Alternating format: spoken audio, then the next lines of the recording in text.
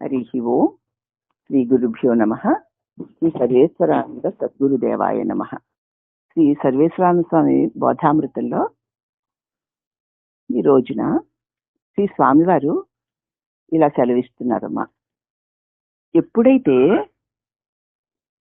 స్వధర్మమే చేయండి, పరధర్మంలోకి వెళ్ళవలసిన అవసరం లేదు, మీకు భగవంతుడు ఏ కర్మని చేయడానికి ప్రారబ్ధవశాన ఇవ్వబడిందో దానిని నీవు ఈశ్వరార్పణ బుద్ధితో చేసుకో, ఉన్న దానిలో ఆనందించు, ఇతరులను చూసే లేనిది నాకు కావాలని భ్రమపడకు, పరధర్మం కోసం నువ్వు ప్రయత్నం చేస్తే భయాన్ని భ్రాంతిని పొందుతావు, సుఖం ఉండదు అని నిన్న తెలియచేసి, ఈ సత్యదృష్టి ఎప్పుడైతే మానవుని బుద్ధి యందు కలుగుతుందో అప్పుడే మానవుడు నిజమైన మెలకువను పొందినట్లు.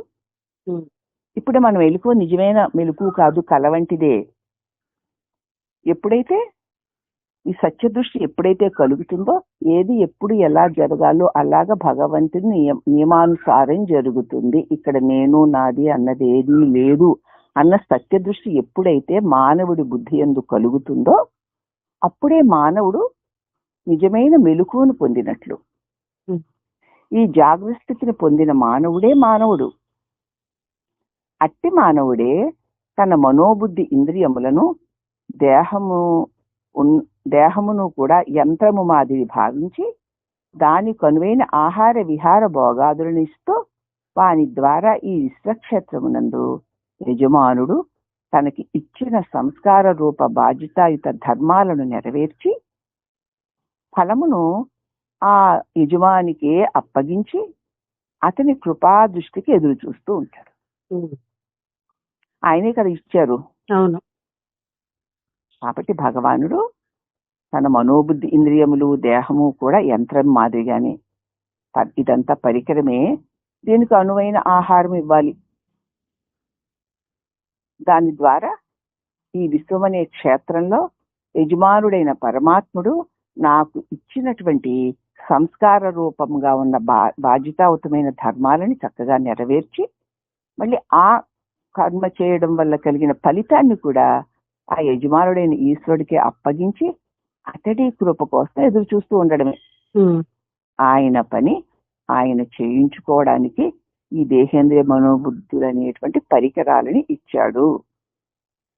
నా విధిలో ఉండి నేను ఏ పని చెయ్యాలో ఆ పనిని ఈ పరికరాల ద్వారా చేసి ఆ ఫలితాన్ని నేను ఈశ్వరార్పణము చేసుకుంటూ పోవాలి.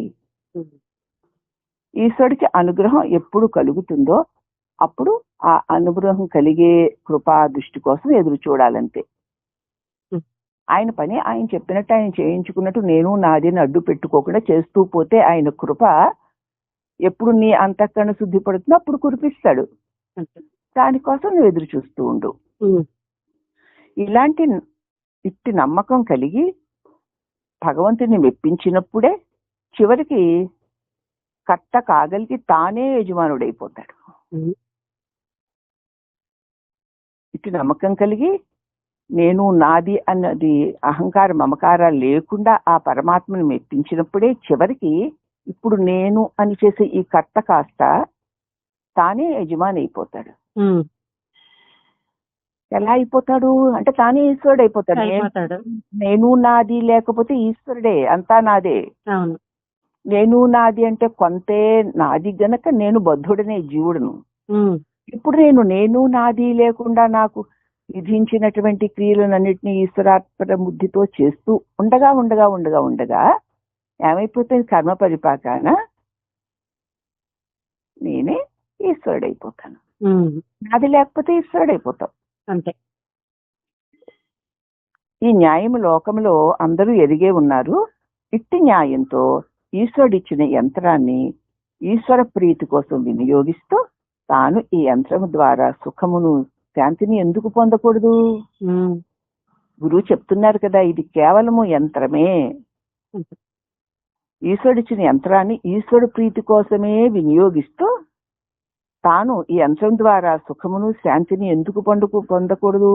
నేను నాది అనేసరికి దుఃఖము అశాంతి వస్తున్నాయి కదా. కాబట్టి ఈశ్వర నువ్వు నీదే అంటే సుఖము శాంతి ఎందుకు రావు? తప్పకుండా వస్తాయి. యంత్రము చెడిపోతే రిపేరు చేయువాడు వాడేను, ఈశ్వరుడే చెయ్యాలి. అంతే. దానికి విశ్రాంతిని ఇప్పిస్తున్నవాడు కూడా వాడు అలసిపోయిందని చెప్పి నిద్రలో పడేస్తున్నాడు కదా. దానికి విశ్రాంతిని ఇప్పిస్తున్నాడు ఆయనే. మరి అది పూర్తిగా చెడిపోతే డ్రైవర్ యోగ్యతను బట్టి మళ్ళీ కొత్త యంత్రాన్ని కూడా ఇప్పిస్తున్నాడు ఆయన. ఈ పాత యంత్రం చెడిపోతే పూర్తిగా ఇక అప్పుడు మళ్ళీ డ్రైవర్ యొక్క యోగ్యతను బట్టి మళ్ళీ కొత్త యంత్రాన్ని కూడా ఇస్తున్నాడు ఆయనే. ఈ రీతిగా సర్వకర్తృత్వ స్థానమునందు సాహచర్య భాగ్యమున ఆ దేవుడే మన హృదయమున అధివసించి మన ద్వారా సర్వ వ్యవహారాలు నడుపుతున్నాడు. ఈ రకంగా సర్వకర్త తానే అయి సాహచర్య భాగ్యం, ఆయన యొక్క సాహచర్య భాగ్యము వల్లనే ఆ దేవదేవుడే మన హృదయమున అధివసించి ఉండి మన ద్వారా ఈ సర్వ వ్యవహారాలు నడుపుతున్నాడు. తాను సారథి అయి రథము నడుపుతూ ఆ మనుషునికి విజయమును కీర్తిని లభింపు చేస్తున్నాడు ఈశ్వరుడు. మరి కృష్ణుడు సారథిగా ఉండి అర్జునుడు విజయాన్ని ఇచ్చాడు కదా. నేను అతన్ని వాడను, అతడి ఆజ్ఞానుసారం అతడు ఏమి చేయమంటే అది చేసే ఆయన పరికరాన్ని అన్ని గనుక వీడుంటే అప్పుడు తానే సారథి అయ్యి నీ జీవితం అనే రథాన్ని నడుపుతూ ఆ మనుషుడికి విజయాన్ని కీర్తిని లభింపచేస్తాడు పరమాత్మ. అలాగే ఈ రథమునకు సారథి తానే అయ్యి యంత్రమునకు కర్త కూడా తానే అయ్యి, ఆ యంత్రం పాడైపోతే ఆయనే బాగు చేసుకుంటాడు, డ్రైవరే బాగు చేసుకుంటాడు కదా. దీన్ని నడుపుతూ జీవునికి శాశ్వతానందమగు అమృతమును అందించుచున్నాడు కదా. నీకే అలసట వద్దు, నువ్వు అలా కూర్చో అంటే నీ జీవితం అనే రథాన్ని సవ్యమైన మార్గంలో నాకు అర్పించి నువ్వు కూర్చో, నేను నడుపుతాను. ఒకవేళ రథం పాడైతే నేనే బాగు చేస్తాను, నీ పరమ గమ్యానికి చేరుస్తాను అని ఈశ్వరుడు చెప్పినప్పుడు నేను నాదేని కర్తృత్వ భావంతో భారాలు పెట్టుకుని దుఃఖించనేలా. ఆహా, ఏమిటి ఈ లీల! ఎవడెరువునయ్యా ఇట్టి రహస్య మహాభగవంతుడు ఇంత గొప్పగా జీవుల్ని ఆడిస్తున్నాడా, నడిపిస్తున్నాడా? ఈ రహస్యాన్ని ఎవరెరుగుదురు? బుద్ధిమంతుల సాత్విక అంతఃకరణ వల్ల సాధు సమాగమము చేత సదాచరణ పూరితులై ఈ సంగతిని గుర్తించాలి. బుద్ధిమంతులు సాత్విక అంతఃకరణ చేతను సాధు సమాగమము చేతను సదా ఆచరణ పూరితులై ఈ సంగతిని గుర్తించి సర్వధర్మాలను ఆయన యందు వదిలి అతనినే శరణుజొచ్చి సర్వము అతనే అని ప్రగాఢ వాంఛ కలిగి చివరికి పరిపూర్ణలైపోతారు. కాబట్టి సర్వధర్మాన్ పరిత్యజ్య మామేకం శరణం వ్రజ అహంత్వా సర్వ పాపేభ్యో మోక్ష ఇష్యామి మా శుచః అన్నాడు కదా పరమాత్ముడు. ఆ శ్లోకంలోని అంతరార్థమంతా వివరించి మనం ఎటువంటి వ్యవహారాలు ఎలా చెయ్యాలో కర్తృత్వ భావన లేకుండా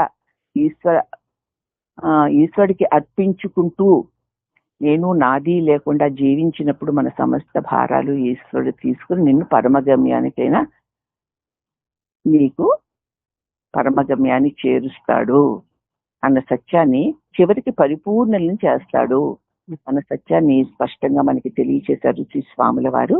శ్రీ సర్వేశ్వరానంద సద్గురుదేవుల పాదార విందములకు అనేక వందనములు. హరి ఓం తత్సత్.